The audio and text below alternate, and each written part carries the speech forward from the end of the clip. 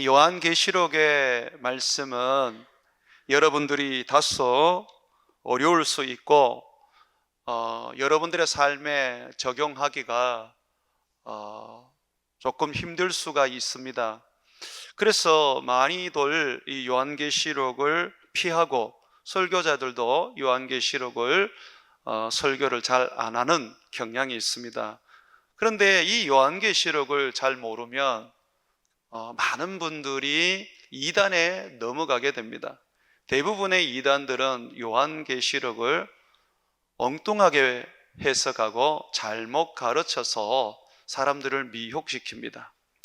다른 성경을 보게 되면 크게 우리가 이 말씀에서 미혹될 일이 없는데, 요한계시록은 너무나도 난해하고 상징적이고 그리고 영적인 해석이 많다 보니까 성경을 모르면 이것이 이해가 되지 않습니다. 그러다 보니까 사람들이 많이들 이 요한계시록을 잘못 해석해서 미혹된단 말입니다. 그래서 여러분들이 다소 힘이 들더라도 이 말씀을 배워 놓으셔야 합니다. 말세가 되면 거짓 선지자와 적그리스도가 엄청나게 일어납니다. 그리고 많은 믿음의 사람들을 어떻게 하든지 미혹시켜서 그들로 하여금 믿음에서 떨어져 나가게 만듭니다. 여러분들이 알아야 할 부분은 믿음은 곧 말씀이다 라는 것을 알아야 합니다. 말씀이 없는 사람은 믿음이 죽게 되어 있어요. 그래서 이 말세 속에서 믿음으로 살기 위해서는 철저하게 내가 말씀을 붙잡고 말씀을 배우고 그 말씀을 힘입어 실천해야 하는 것입니다. 그래서 여러분들이 오늘 나오는 이 말씀, 이 사단에 관한 이야기와 교회에 관한 이 이야기를 가슴에 새겨 둘 필요가 있습니다. 사탄을 용에 비유하는 것은, 용은 실존적 생물로서 바다의 짐승입니다. 이 용은 짐승 중에서 땅과 바다와 하늘을 통틀어서 짐승 중에서 가장 사납고 인간에게 공포와 두려움을 주는 존재입니다. 성경은 세상의 왕이라고도 말하고 사람들이 이 용을 잡을 생각을 전혀 할 수 없을 정도로 무섭고 두려운 존재라고 말하고 있습니다. 그래서 사탄이 어떤 존재냐라고 할 때에 우리에게 성경은 좋은, 편안한, 그리고 얕잡아 볼 수 있는 존재가 아니라는 것을 먼저 말하는 겁니다. 사탄을 용으로 비유하는 이유가 사납고 무섭고 그리고 우리로 하여금 공포스럽게 만드는 존재라는 것입니다. 세상의 왕은 사탄입니다. 심지어 세상의 신이라고 불리우는 존재이지요. 그 반면에 교회는 예수님의 신부로서 여인으로 비유하고 있습니다. 자, 이 사탄을 오늘 우리가 읽었을 때에 머리가 7 달렸고 또 7번째 머리에는 10뿔이 있다라고 말하고 있습니다.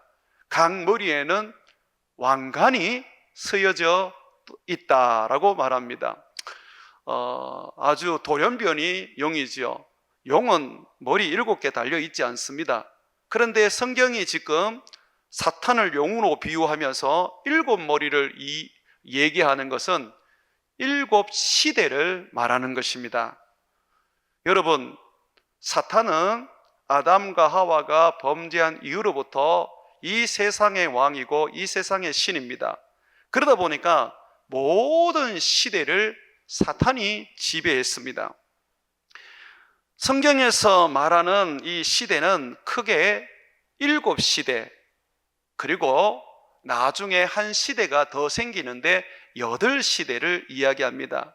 첫 번째 시대는 바벨탑 사건으로 언어가 하나였던 세상 사람들이 언어가 여러 개로 나누어지면서 세상 곳곳으로 뿔뿔이 흩어지는 그 시대, 구바벨로니아 시대를 말하는 것입니다. 성경에 나오는 리무롯이 왕이었습니다. 이 구바벨로니아, 이것이 첫 번째 사단의 머리, 그 시대를 말하는 겁니다.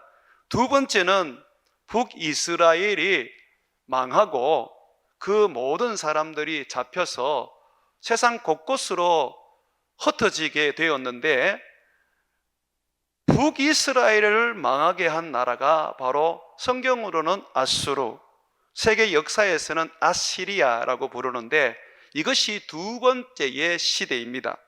두 번째 사탄의 머리, 용의 머리 시대라는 겁니다.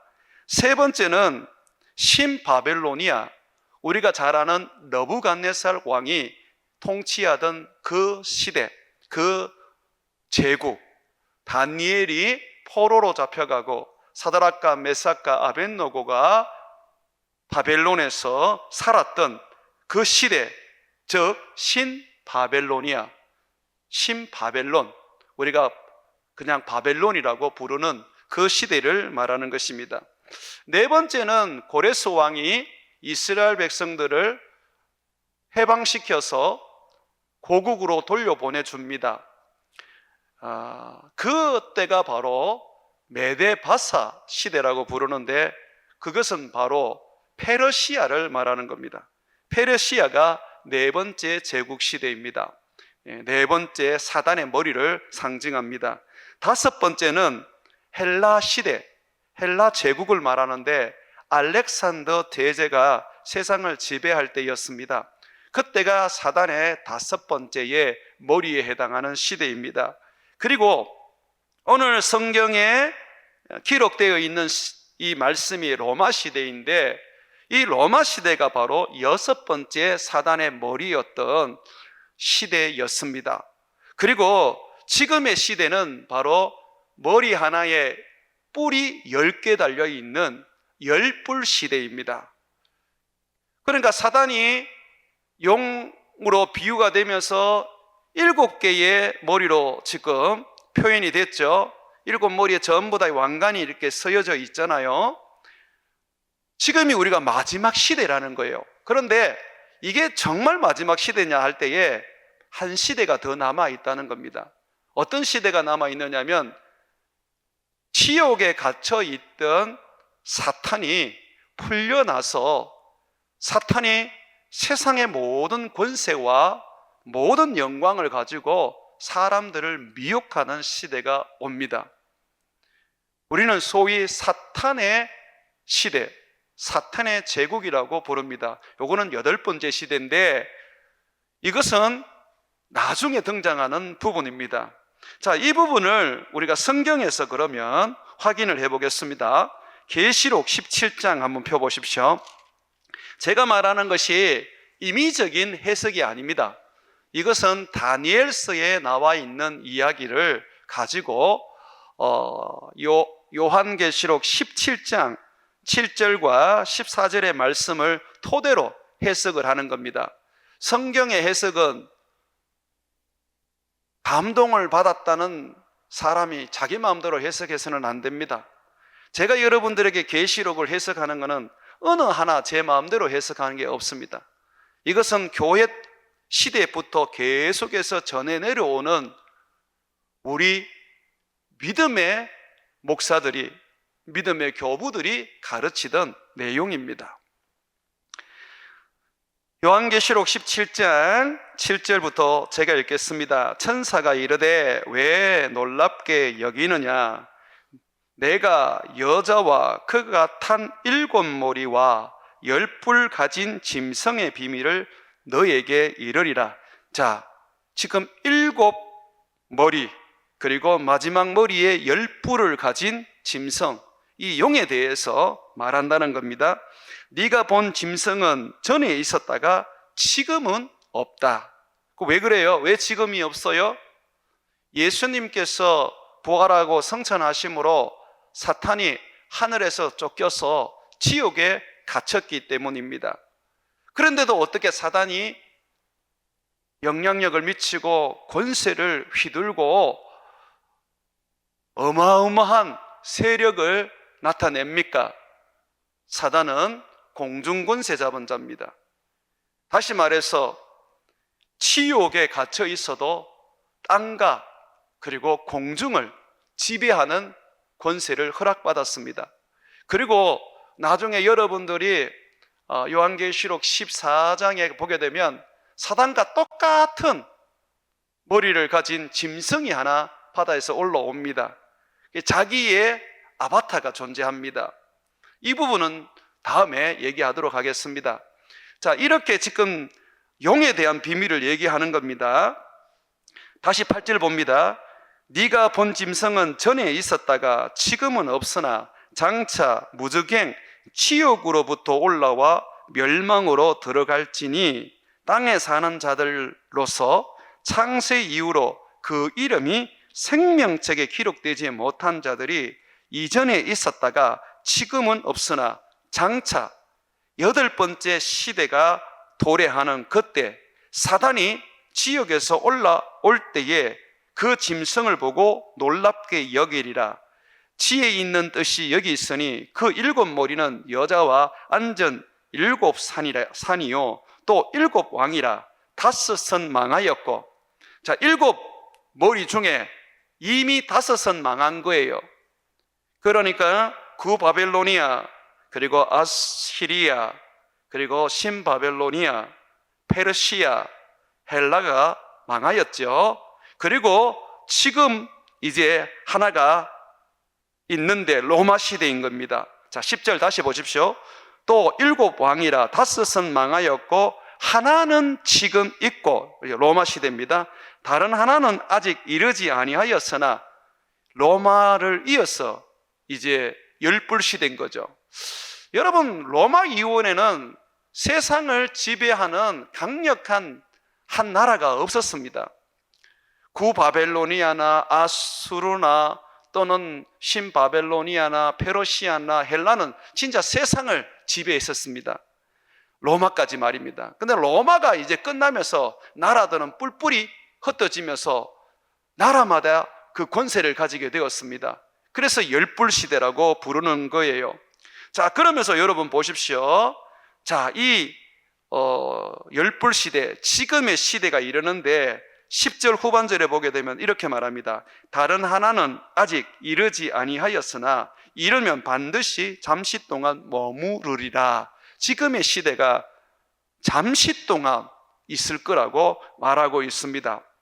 또 그 시대가 있고 난 다음에 8번째 시대가 옵니다. 자, 11절 보십시오. 전에 있었다가 지금 없어진 짐승은 8째 왕이라. 8번째 제국이 나오는 겁니다. 이제 7 중에 속한 자나, 이 7 중에 속한 자라는 것은 그가 다스렸던 시대였고 그가 다 지배했던 나라였다는 겁니다. 그런데 이제 그가 이제 직접적으로 이제 등장을 하는 것입니다. 그래서 12절에 보게 되면 네가 보던 열불은 열왕이니 아직 나라를 얻지 못하였으나, 그렇죠, 로마 시대이기 때문에 아직 나라를 못 얻었죠. 그러나 지금이 바로 열불 시대입니다. 다만 짐승과 더불어 임금처럼 한동안 권세를 받으리라. 그들이 한 뜻을 가지고 자기의 능력과 권세를 나중에 누구한테 줍니까? 8째 시대 사탄이 등장하면 다 주게 되어 있습니다. 그때의 교회는 사탄에게 지게 됩니다. 그래서 사탄에게 교회는 망하지요. 하지만 어떻습니까?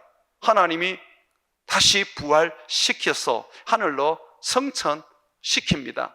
그것이 두 증인 이야기에서 우리가 봤던 말씀입니다. 보십시오. 8번째 시대, 이제 사탄의 나라가 등장하게 되면 그때서야 이 사탄이 세상을 미혹하고 믿는 자들을 미혹하면서 모든 사람들을 이제 하나님으로부터 떨어져 나오게 만드는데, 그때의 어린 양이 이 세상에 오셔서 사탄을 멸하십니다. 14절 우리 같이 한번 읽어보겠습니다. 시작. 그들이 어린 양과 더불어 싸우려니와 어린 양은 만주의 주시요 만왕의 왕이시므로 그들을 이기실 터이요 또 그와 함께 있는 자들 곧 부르심을 받고 택하심을 받은 진실한 자들도 이기리로다. 아멘. 자, 우리가 왜 사탄을 영으로 비유하고 일곱 머리, 그리고 그 일곱 머리에 왕관을 씌우고 마지막 일곱 번째 머리에는 왜 열 뿔이 등장했고, 그리고 열 뿔에 또 열 면류관을 세웠는지 우리는 오늘 말씀을 통해서 나누었습니다. 이 사탄이 타락할 때에 사단은 많은 천사들을 미혹시켜서 함께 타락하게 되었습니다. 여러분 4절 말씀 한번 보십시오. 요한계시록 14장 4절에 보시면 그 꼬리로 하늘의 별 3분의 1을 끌어다가 땅에 던지더라. 하늘의 별이라는 것은 천사들을 말하는 겁니다. 그런데 거기에서 3분의 1을 미혹시켜서 사단은 자기의 사자들로 만들었습니다. 그래서 이 타락한 천사들을 우리는 귀신이라 부르고 악한 영이라고 부릅니다. 뿐만 아니라 이 악한 영들은 사단에게서 많은 권세를 받았는데 엄청난 능력을 가지고 있습니다. 이 세상은 사단의 나라고 사단이 세상의 신이기 때문에 그와 함께 왕노릇하며 그와 함께 세상을 지배하는 신들로 등장합니다. 그래서 사람들이 예수를 안 믿으면 전부 다 귀신을 신으로 섬기게 되는 것입니다. 에베소서 6장 12절에 보게 되면 우리의 씨름은 혈과 육을 상대로 하는 것이 아니요 통치자들, 이게 지금 사단의 영들을 일컫는 말입니다. 권세자들, 이 어둠의 세상 주관자들, 하늘에 있는 악한 영들을 상대함이라. 왜 통치자라 그러고 권세자들이라고 그럽니까? 여러분, 세상 나라는 사단의 것입니다.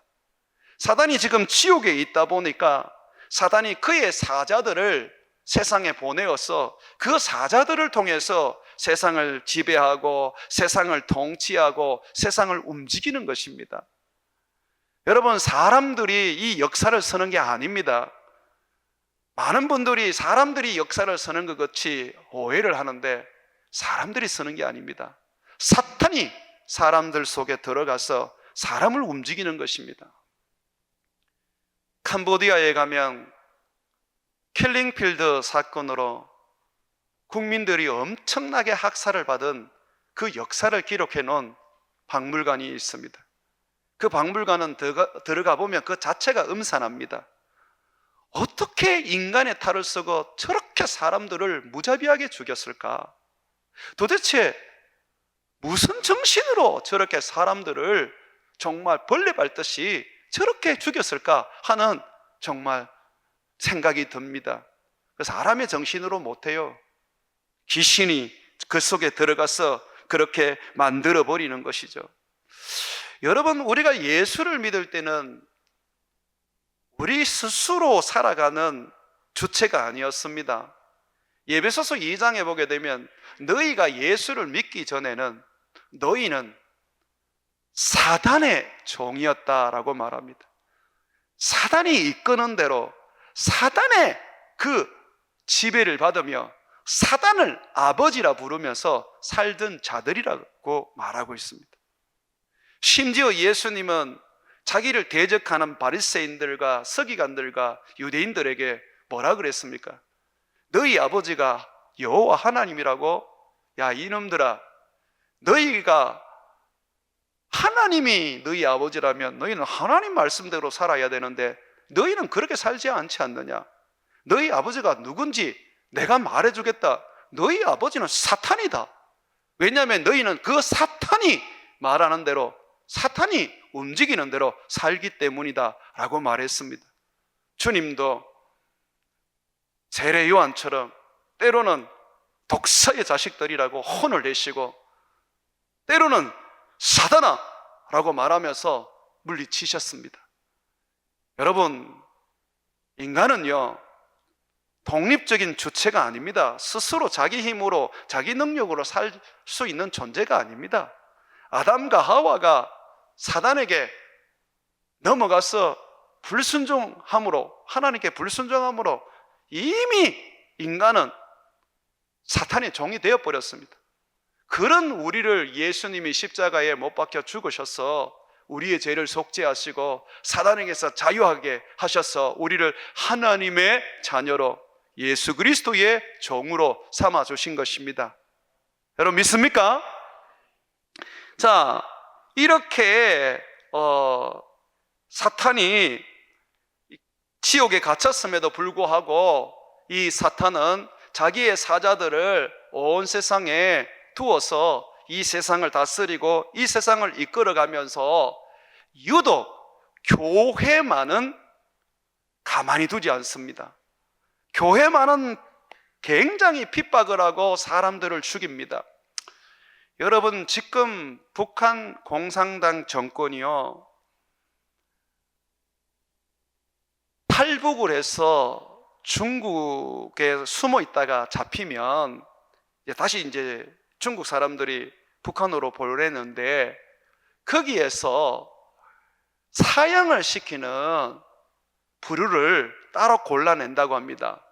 그 사형을 시키는 부류가 어떤 부류냐면 한국 선교사를 만난 사람들, 유튜브로 기독교 설교를 들은 사람들은 다 색출해서 그 사람들은 이 정치인 수용소에 안 보내고 그냥 죽인답니다. 이미 사상으로 개화시킬 수 없다는 거예요. 공산당들이 왜 그렇게 예수 믿는 사람들을 미워하는지 모르겠어요. 그런데 여러분, 이슬람도 보세요. 얼마나 이슬람 사람들도 예수 믿는 사람 미워하는지 몰라요. 지금 이라크를 비롯해서 아주 극단적인 지금 무슬림주의자들이 정권을 등에 업고 기독교인들에게 어마어마한 인두세를 물고, 그걸 못 내면 그 수억이나 되는 걸 어떻게 내겠습니까? 그럼 죽입니다. 아니면 그 나라를 떠나야 돼요. 그래서 이라크라든지 지금 무슬림 나라에 살고 있는 중동의 수많은 크리스찬들은 지금 전부 다 난민으로 살고 있습니다. 기독교 인구가 10%까지 됐는데 지금은요 2%, 3%도 안 됩니다. 그나마 이집트에도 교회가 있었는데 지금은 허구한 테러를 당하고 살해 위협을 받습니다. 그런데 정부가 방관하는 거예요. 왜 그렇습니까? 사단이 교회를 죽이는 겁니다. 사단이 원래는 교회를 손대지 않았어요. 오늘 여러분 이 계시록 12장에 보게 되면 이 세상에 오시는 예수님만 죽이려고 그랬지 교회는 손대지 않았습니다. 그런데 예수님이 부활하시고 하늘로 승천하시고 난 다음에 이 사탄이 하늘에서 쫓겨나고 지옥에 갇히면서 공중권세 잡은 자로 전략하면서 그때부터 교회를 핍박하기 시작하는 겁니다. 여러분 한번 보십시오. 5절입니다. 자, 4절입니다. 4절. 그 꼬리가 하늘의 땅 3분의 1을 끌어다가 땅에 던지더라. 용이 해산하려는 여자 앞에서 그가 해산하면 그 아이를 삼키고자 하더니, 이 교회를 죽이려 하지 않았어요. 구약 교회를. 그냥 여자만, 이 여자가 낳는 아이 예수님만 죽이려고 했던 것이죠. 자, 그런데 한번 보세요. 5절. 여자가 아들을 낳으니 이는 장차 철장으로 만국을 다스릴 남자라. 그 아이를 하나님 앞과 그 보좌 앞으로 올려가더라. 그 여자가 광야로 도망하며 거기서 1260일 동안, 이 1260일 42달, 한때, 두때, 반때는 똑같은 날입니다. 예수님의 이 세상에 오신 때부터 해서 예수님의 재림 때까지를 말하는 기간입니다. 그를 양육하기 위하여 하나님께서 예비하신 곳에 있더라. 하늘에 전쟁이 있으니 미가엘과 그의 사자들이 용과 더불어 싸울세. 용과 그 사자들도 싸우나 이기지 못하고 다시는 하늘에서 그들이 있을 곳을 얻지 못한지라. 큰 용이 내쫓기니 옛뱀 곧 마귀라고도 하고 사탄이라고도 하며 온 천하를 꿰는 자라. 그가 땅으로 내쫓기니 그의 사자들도 그와 함께 내쫓기니라. 자, 이 내쫓기면서부터 이제 교회를 핍박하기 시작하는 겁니다. 12절 보십시오. 용이 자기가 땅으로 내쫓긴 것을 보고 남자를 낳은 여자를 박해하는지라. 예수님께서 부활하시고 이제 세상을 이기고 사탄을 이제 멸해 놓으니까 예수님 오는 그날까지 이 사탄이 귀신들과 더불어서 예수 믿는 사람을 죽도록 이제는 괴롭히고 박해하고 병들게 하고 그리고 무너뜨리는 겁니다. 예수님을 죽이려고 하던 것을 못하니까 이제 예수님 대신에 교회를 죽이려고 하는 겁니다. 그래서 예수님이 뭐라 그러셨어요? 너희가 핍박받는 것은 내가 핍박받는 것이다. 너희를 욕하는 것은 나를 욕하는 것이다. 우리가 이 세상에 살면서 자꾸 놓치는 게 뭐냐면 사단을 놓칩니다. 사단과 그의 사자들이 세상을 지배하고 있고 그들이 우리를 끊임없이 무너뜨리고 망하게 하고 죽이려고 한다는 것을 모릅니다. 그러면 어떻게 하면 이 사단에게서 우리가 살 수 있습니까? 예수님으로 말미암아 무장되어서 사단을 대적하든지 아니면 사단에게 항복하고 사단에게 기어 들어가는 것밖에 없어요. 요즘 우리나라의 젊은이들에게 아주 핫한 사람이 하나 있죠. 유진 스님이라는 사람. 이 개그맨이지 않습니까? 여러분 그 사람이 호소대학교 신학과를 다녔던 사람입니다. 전도사님이었어요. 그런데 이제 개그맨이 됐다가 지금은 불교로 개종을 했지요. 다니면서 얼마나 많은 돈을 받습니까? 동남아에서도 아주 유명한 인사가 되었습니다. 불교를 전파하고 부처를 믿으라고 말하는데 여러분 그렇게 살면 사단이 축복해 줍니다. 사단이 여러분들을 죽이지 않습니다. 도리어 사단이 여러분들에게 이 세상의 영광과 세상의 물질을 부어줄 겁니다. 그런데 아세요? 하나님께는 원수가 되기 때문에 결국은 세상에서는 부귀영화를 누릴 줄 모르지만 지옥에 들어가서 사단과 함께 영원토록 형벌을 받게 될 것입니다. 교회가 박해를 받아요, 사단에게. 그래서 하나님은 그 박해를 이길 수 있도록 우리들에게 은혜와 그리고 훈련을 시키십니다. 여러분 14절 말씀 한번 보십시오.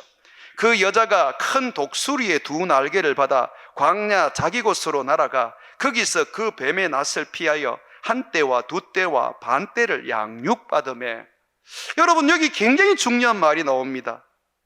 독수리 두 날개를 받아가지고 광야로 도망을 갑니다.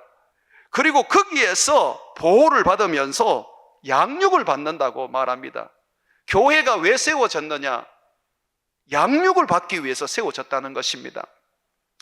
여기에 보면 우리가 생각해야 될 게 하나님이 왜 우리에게 독수리 날개를 주실까?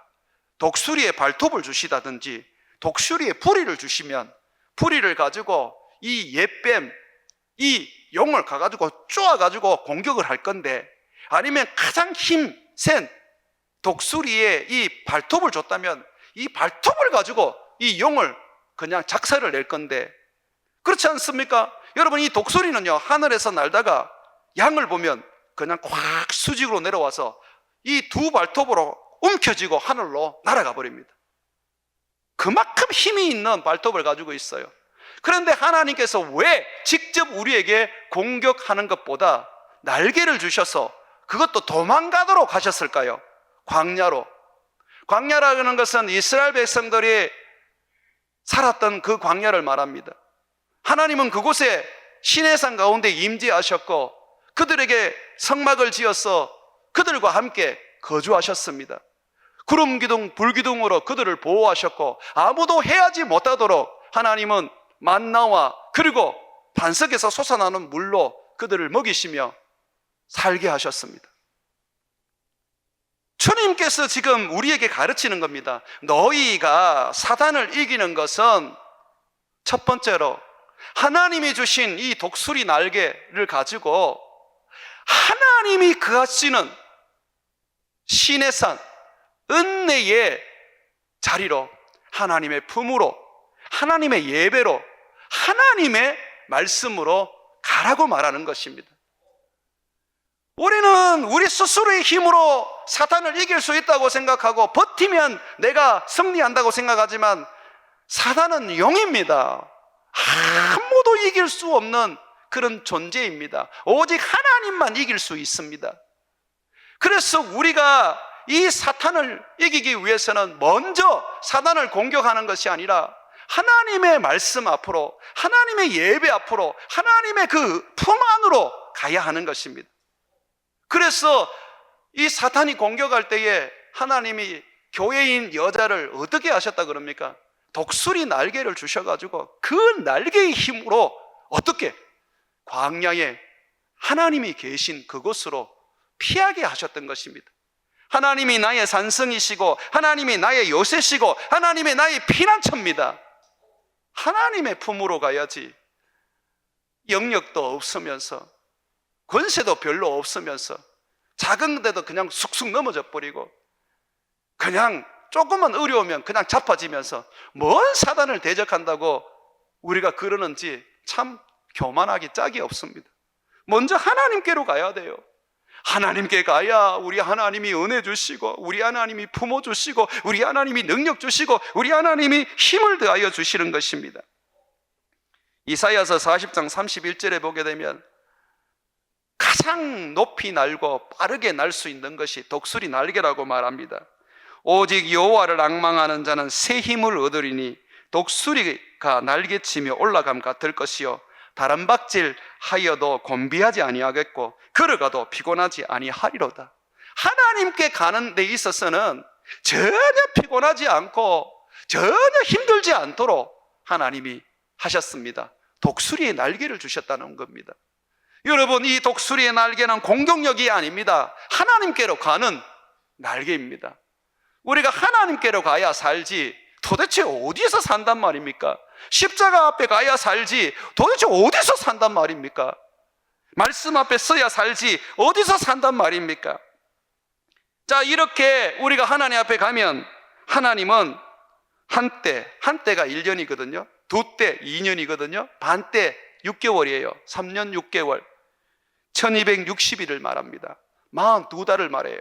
그때 이 하나님께서 그 기간 동안 양육을 하세요. 하나님이 무슨 양육을 하실까요? 여러분 6절도 한번 보십시오. 그 여자가 광야로 도망하며 거기서 1260일 동안 그를 양육하기 위하여 하나님께서 예비하신 곳이 있더라. 또 여러분 다시 한번 보십시오. 14절에 그 여자가 큰 독수리 두 날개를 받아 광야 자기 곳으로 날아가 거기서 그 뱀의 낯을 피하여 한 때와 두 때와 반 때를 양육받으매. 우리가 하나님께로 가서 그 은혜 안에 거할 뿐만 아니라 양육을 받는단 말이죠. 하나님 그 앞에서 자란단 말입니다. 말씀으로 자라고 기도로 자라고 주님의 은혜로 자란단 말입니다. 그러면 어떤 우리가 사람이 되는 겁니까? 우리를 어떤 사람이 되게 하려고 훈련하시는 겁니까? 17절 말씀에 나옵니다. 같이 읽습니다. 시작. 영이 여자에게 분노하여 돌아가서 그 여자의 남은 자손 곧 예수의 계명을 지키며 예수의 증거를 가진 자들과 더불어 싸우려고 바다 모래 위에 서 있더라. 바다 모래 위라는 것은 용이 바다 짐승이라 그랬죠. 바다는 세상을 상징을 합니다. 용이 다스리는 세상입니다. 자, 거기 모래가에 서 있습니다. 왜? 싸우려고. 누가? 여자의 남은 자손, 교회가. 왜 남은 자손이라고 말하느냐면 훈련되고 지금 하나님의 군사가 돼버린 거예요. 그런데 이들이 싸울 검이 뭡니까? 무기가 뭡니까? 성경에서는 하나님의 계명과 예수를 정언하는 증거라고 말하고 있습니다. 주님이 우리를 양육하시는 것, 광야에서 양육하시는 것은 바로 이겁니다. 하나님의 계명을 지키게 하고 그리고 주님의 복음을 전거하게 하는 겁니다. 자, 여기에서 그러면 하나님의 계명이 뭐냐? 사랑이죠, 그죠? 그런데 사랑만을 알면 안 돼요. 요한계시록을 쓴 요한은요, 요한 1서에서 하나님이 주신 계명은 두 가지라고 말하고 있습니다. 요한 1서 3장 23절과 24절에 보게 되면 그의 계명은 이것이니 곧 그 아들 예수 그리스도의 이름을 믿고 뭐라고요? 믿음이라는 거예요. 믿음. 예수를 믿는 믿음이라는 거예요. 예수를 믿는 믿음. 예수를 힘입고 예수를 의지하고 예수로 말미암아 살아가는 믿음. 내가 그리스도와 함께 십자가에 못 박혀 죽었느니 그런즉 이제 내가 산 것이 아니요 오직 내 안에 예수께서 사신 것이라.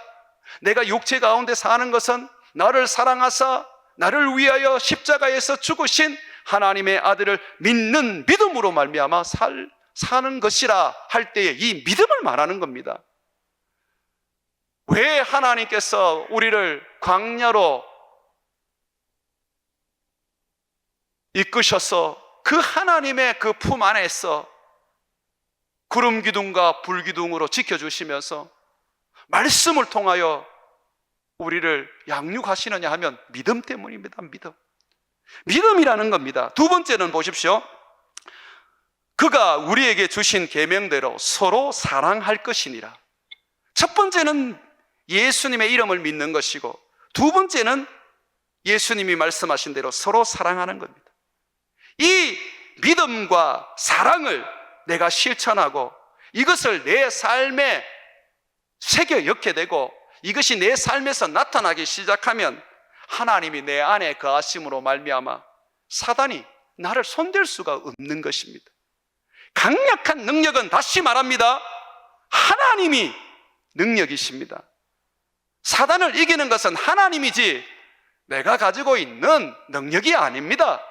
예수 이름으로 사단을 쫓아낸다는 것은 예수가 쫓아내는 것이지 내가 쫓아내는 게 아닙니다. 내가 하나님의 계명, 믿음과 사랑을 지키면 하나님이 내 안에 계시는 것입니다. 그게 약속이에요. 그의 계명을 지키는 자는 주 안에 거하고 주는 그의 안에 거하나니 우리에게 주신 성령으로 말미암아 그가 우리 안에 거하는 줄을 우리가 아느니라. 우리가 계명을 지키면, 우리가 믿음으로 살고 우리가 사랑으로 살면 주님이 내 안에 계시는 거죠. 내가 왜 성령에 소멸합니까? 믿음이 없으니까 성령을 소멸하죠. 사랑하지 않으니까 성령에 소멸하는 거죠. 저는 이 사람들을 만나면서 두 번 다시 안 만나고 싶은 사람들이 있어요.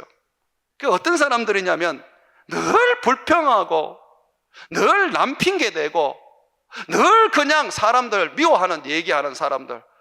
왜냐하면 막 내 영혼이 힘들어요. 그 사람 한번 만나고 오면 그냥 병이 들어요. 그러나 반면에 뭔 얘기를 해도 긍정적이고 미운 사람이 있어도 사랑하려고 애를 쓰고 그 사람에 대해서는 그냥 입 꾹 다물고 그냥 품으려고 노력하는 그런 사람. 항상 누구를 얘기해도 긍정적으로 얘기하고 사람들은 안 믿어도 자기는 믿으려고 애쓰는 사람을 만나면 그 사람을 만나고 나면 하루 종일 행복해요. 그 사람 때문에 그냥 에너지를 얻게 되는 것 같아요. 왜? 그 사람 안에 하나님이 있으니까. 부정적인 사람, 허군날 그냥 남 욕하고 남 탓하는 사람은 만나지도 마시고 사귀지도 마시고 밥도 같이 먹지 마세요. 그냥 병듭니다, 여러분. 목사가 병드는 이유가 그런 사람을 많이 만나서 병드는 겁니다. 만나지 마세요. 그리고 그런 말을 하는 목사는 가까이 하지 마세요. 그런 목사에게 여러분 뭘 얻을 수가 있고 뭘 배울 수가 있습니까? 목사 입에서 생명이 나와야 되고 목사 입에서 성령이 나와야 되지 않습니까? 영은 살리는 것은 영이요 육은 무익하니라. 내가 이런 말은 영이요 생명이니라고 예수님 말했지 않습니까? 입에서 예수님의 말씀이 나오고 삶에서 예수님의 삶이 나와야지. 설교할 때는 얼마나 설교를 잘하는지 진짜 완전히 천사같이 설교를 해놓고 말하는 꼬라지를 보면 그냥 마귀와 다를 바 없는 그런 말을 한단 말이죠. 그게 무슨 목사예요? 그게 바리새인들이죠. 믿음이라는 것은 얼마나 큰 능력인지 모릅니다. 요한일서 5장 4절과 5절에 보게 되면 무릇 하나님께로부터 난 자마다 세상을 이기느니라. 세상을 이기는 승리는 이것이니 우리의 믿음이니라. 예수께서 하나님의 아들이심을 믿는 자가 아니면 세상을 이기는 자가 누구냐? 왜 우리를 광야에서 주님이 양육하시느냐 하면 믿음을 키우기 위한 겁니다. 이 믿음 때문에 가난해지는 것이고, 믿음 때문에 병드는 것이고, 믿음 때문에 어려움을 겪는 거예요. 그런데 이겨내시면 큰 믿음이 되는 겁니다. 믿음이 있어야지 산을 옮겨 바다를 메우지요. 사랑은 굉장한 능력입니다. 하나님이 내 안에 거주하시고, 그리고 내가 사랑할 때 하나님의 사랑이 내 안에 온전히 이루어집니다. 하나님의 사랑이 내 안에 온전히 이루어진다는 게 뭡니까? 아들도 아끼지 않고 주신 하나님이 우리를 사랑하면 그 아들과 함께 모든 것을 주신단 말입니다. 누가 하나님이 사랑하는 자를 함부로 손댈 수 있겠습니까? 요한 1서 12장 13절에 보게 되면 어느 때나 하나님을 본 사람은 없으되 만일 우리가 서로 사랑하면 하나님이 우리 안에 거하시고 그의 사랑이 우리 안에 온전히 이루어지느니라. 하나님의 사랑을 받으면 솔로몬처럼 돼버리고 다니엘처럼 돼버리고 요셉처럼 돼버리는 겁니다. 그런데 내가 왜 그렇게 못 돼요? 사랑하지 않으니까. 늘 욕하고 그냥 흠담하고 그렇게 사니까 앞에서는 활짝 웃는데 뒤에서는 호박씩 까니까 하나님이 어떻게 그 사람과 함께 그할 수가 있습니까? 성령이 근심하고 성령이 병들 수밖에 없는 것이죠. 우리 주님도 병들어요. 그 마음이요. 여러분들이 주님 말씀대로 사랑하고 용서하고 이해하고 품고 선한 말로 덮어줄 때에 우리 주님이 행복합니다.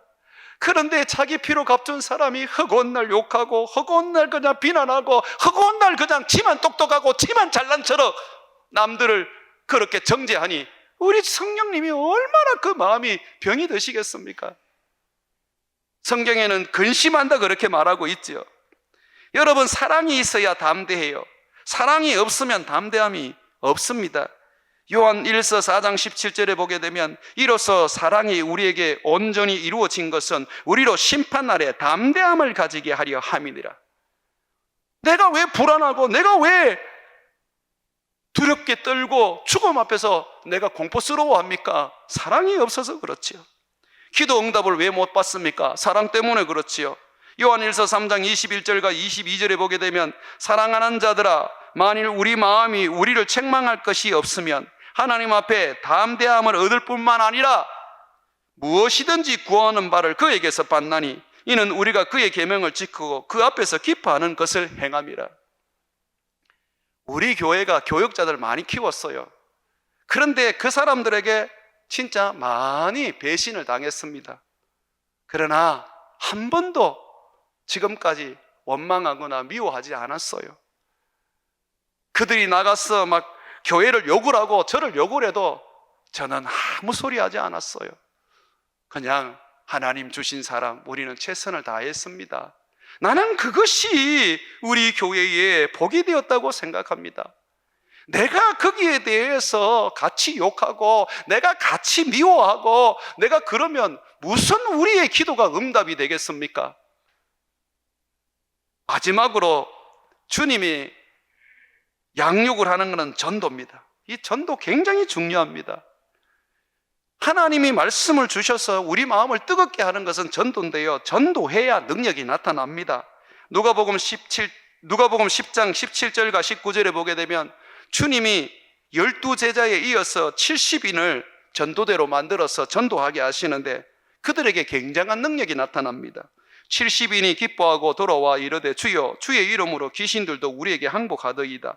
예수님께서 이르시되 사탄이 하늘로부터 번개같이 떨어지는 것을 내가 보았느니라. 내가 너희에게 뱀과 정갈을 밟으며 원수의 모든 능력을 제할 권세를 주었으니 너희를 해칠 자가 결코 없으리라. 이 뱀 사탄을 말하잖아요. 정갈 사탄을 말하잖아요. 원수 사탄을 말하잖아요. 전도할 때에 하나님의 능력이 나타나는 거예요. 전도할 때 사단이 떠나가는 거예요. 그래서 주님이 사단을 이길 3대 무기를 주는데 첫 번째는 믿음, 두 번째는 사랑, 형제를 사랑하는 사랑, 세 번째는 바로 전도인 것입니다. 이 세 개 중에 하나라도 제대로 사용하면 사단을 이길 수 있습니다. 그러나 때로는 못 이길 때가 있습니다. 왜? 세 개 다 갖추지를 못했기 때문에. 특별히 우리에게 제일 약한 것은 제가 볼 때는 사랑입니다. 사랑하십시오. 예수님의 계명입니다. 그 계명은 지켜도 되고 안 지켜도 되는 게 아닙니다. 그 계명을 안 지키는 사람들은 그 안에 하나님이 없습니다. 거듭났다고요? 뭐로 증명합니까? 예수님이요, 너희가 정말 거듭났다면, 너희 안에 성령이 있다면 너희는 내 말을 지키며 너희는 사랑한다 그랬어요. 너희가 사랑하지 않는 것은 너희 안에 성령이 없다는 것입니다. 한 번 구원은 영원한 구원이 아닙니다. 주님 쉽게 생각하지 마십시오. 주님의 말씀을 지키지 아니하면 주님께로 갈 수가 없습니다. 시큰 잘 믿다가 그 사랑하지 않는 그 삶 때문에 그냥 사탄에게 빼앗기는 그런 인생 되셔서는 안 됩니다. 사랑하는 여러분, 사랑하십시오. 우리 교회는 믿음도 있고 전도도 있는데 이 사랑이 점점 갈수록 약해지고 있습니다. 남의 말 하지 마십시오. 남에 대해서 호구조사도 하지 말고, 여러분들이 함부로 대할 수 있는 사람들은 아닙니다. 목사라고 함부로 못하고 장로라고 함부로 못하는 거예요. 하나님이 피로 값주고 산 사람입니다. 소자 하나에게, 어린 자 하나에게 너희가 실족하게 만들었으면 차라리 연자맷돌을 목에 달고 물에 빠지는 것이 낫다고 주님이 엄하게 경고하십니다. 함부로 대하지 마십시오. 교회에 오시는 분이 어떤 분인지, 어떤 가구를 가지고 있는지, 어떤 모습이든지 여러분이 나무랄 게 아닙니다. 술을 먹든 담배를 피든 시비 걸지 마세요. 하나님은 죄인을 구원하러 오신 거예요. 하나님은 그 사람을 회개시켜서 천국 가게 하려고 데리고 오신 거예요. 의인을 데리고 오고, 하나님이 무슨 신앙생활 잘하는 사람을 교회에 데리고 온 줄 압니까? 가만 놔두세요. 여러분들도 그런 사람들이었습니다. 주님은 분명히 말합니다. 네 눈에 있는 들보는 보지 못하고 왜 남의 눈에 있는 티를 가지고 시비를 거느냐. 입국 다물고 기도하고 정말 내 자신을 낮추고 예수님이 사랑하신 것처럼, 예수님이 사랑하신 것처럼, 내 수준의 사랑이 아니고 예수님이 사랑하신 것처럼 사랑해서 사단을 이기는 능력을 가지시기를 주의 이름으로 축원을 드립니다.